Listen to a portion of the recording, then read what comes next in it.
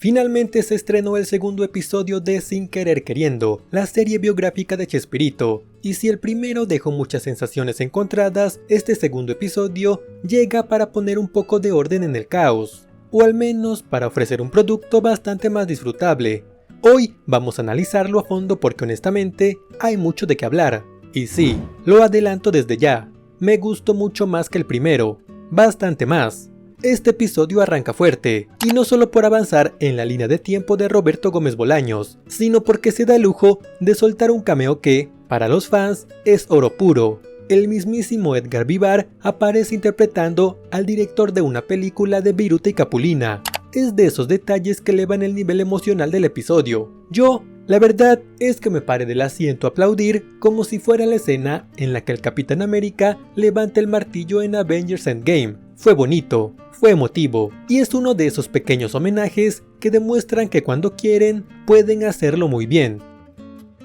Aquí también se nos cuenta el origen del apodo de Chespirito, una historia que ya todos nos sabíamos, pero que de igual forma emociona ver representada. Según la leyenda, el apodo surge de una especie de Shakespeare pero chiquito, porque Roberto escribía muy bien, pero medía como unos 60, y eso que con zapatos. Lo interesante aquí es que a diferencia del episodio 1, donde las referencias de sus personajes estaban metidas con calzador, en este caso lo manejan con un poco más de sutileza. Digo un poco más, porque justo cuando la escena estaba perfecta, cierran con un diálogo innecesario en donde el propio Roberto dice algo así como "me gusta ese nombre", y ahí ya me perdieron. Era más efectivo dejar el apodo así y confiar en que el espectador captaría la referencia, pero no. Hay una necesidad casi patológica de sobreexplicar, de asegurarse que entendimos, y eso honestamente le quita un poco de magia.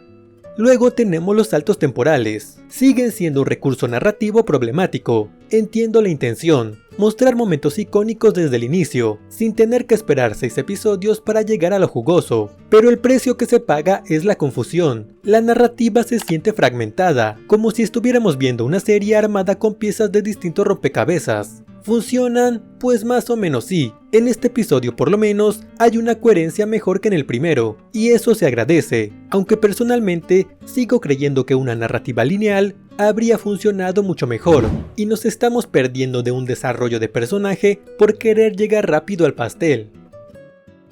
Uno de estos saltos nos lleva 9 años adelante. Aquí lo vemos trabajando todavía con Viruta y Capulina, aunque hay un pequeño dato importante, porque aunque claramente son ellos, la serie no puede usar los nombres reales, lo cual es curioso porque ya habían salido desde el primer episodio, y terminan llamándolos Garepa y Tartalina. Sí, bastante raro. Mejor no les hubieran puesto nombre, porque los espectadores ya sabíamos quiénes son. Pero bueno, esta parte también nos deja un guiño al conflicto entre ellos, que para los más jóvenes puede sonar a historia lejana, pero básicamente este fue el principio del fin de uno de los dúos cómicos más populares de México. Como buena pareja artística, terminaron peleados a muerte, y entre eso arrastraron a medio mundo, incluyendo a Chespirito, que aunque era ya alguien reconocido en la industria, fue bastante maltratado por ellos, así que decide dejar de trabajar con ellos. Una decisión que visto en retrospectiva fue clave para la historia de la comedia en México,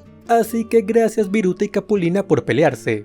En medio de esta transición hay una escena que me encantó, una referencia a uno de los sketches más absurdos del Chapulín Colorado, el de Super Sam. Es un chiste tan tonto y tan absurdo que me encanta, personalmente mi favorito de todo este universo, y ver este pequeño guiño me gustó. De ahí otra vez saltamos al presente, bueno, al presente de la serie, que para no confundir es el pasado para nosotros, pero el presente de los personajes, por lo menos hasta ahora. En fin, entienden la idea. Aquí vemos el viaje a Acapulco y la llegada al hotel en donde grabarían el mítico episodio vacacional. Esta parte es puro fanservice, pero del bueno. Ver dramatizada la concepción de uno de los capítulos más icónicos del Chavo es una delicia. El momento en que Roberto ve la puerta giratoria y se le ocurre la broma del Chavo quedando atrapado ahí es sutil, inteligente y efectivo, pero otra vez no pueden evitar arruinarlo un poco.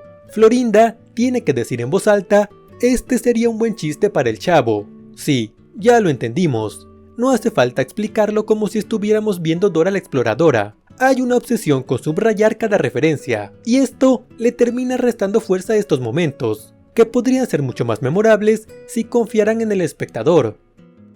Otro punto alto del episodio es la aparición más extendida de los personajes clásicos, por ejemplo Ramón Valdés. Y qué casting, qué caracterización. Es impresionante lo bien que capturaron no solo la apariencia, sino toda la esencia, la voz, los gestos, la actitud. Es como si Ramón hubiera regresado para grabar esta serie, aunque, y aquí va una observación muy a los CSI, se nota que usaron maquillaje para oscurecerle un poco la piel, porque hay una diferencia de tono evidentemente clara entre la cara y el cuello. Tal vez nadie más lo notó, o tal vez lo estoy sobreanalizando, pero este tipo de detalles distraen un poco, aunque aún así, la actuación lo compensa, de lo mejor del episodio. La escena entre él y Carlos Villagrán en la alberca también es muy interesante. Nos muestra el momento en el que él intenta convencer a Ramón de irse con él, algo que todos sabemos eventualmente pasó, pero aquí se retrata con cierta moderación. Sí, Carlos sigue mostrado como un tipo ambicioso, incluso algo envidioso, pero mucho más contenido que en el primer episodio, donde básicamente lo escribieron como un villano de telenovela diciendo que se joda Roberto. Este segundo capítulo lo humaniza un poco más, y eso se agradece. También, de nuevo en el pasado, se nos muestra el paso de Roberto a Canal 8, lo que eventualmente sería Televisa, y su primera oportunidad para tener un programa propio, Los Supergenios de la Mesa Cuadrada.